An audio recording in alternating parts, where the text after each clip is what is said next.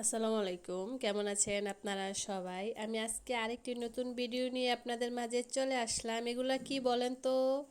এগুলা হচ্ছে নতুন পানির মাছ। অবশ্যই এই মাছটা সবাই চিনবেন। এগুলো হচ্ছে নতুন, এখন যে বাইরে প্রচুর বৃষ্টি আর চতুর্দিক খাল বিলে তো অবশ্যই পানিতে ভরে গিয়েছে। আর এগুলো হচ্ছে সেই পানির বৈচা মাছ। এই মাছ অবশ্যই সবাই চেনেন, দেশি মাছ।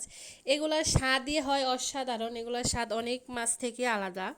তো আমি এগুলো আজকে রান্না করব, আমি পেঁয়াজ দিয়ে ভুনা করব, এটাই আমি আজকে আপনাদের সাথে শেয়ার করছি। আমি পেঁয়াজ দিয়ে ভেজে সব মশলা দিয়ে এখানে টমেটো দিয়ে ভালোভাবে কষিয়ে নিচ্ছি।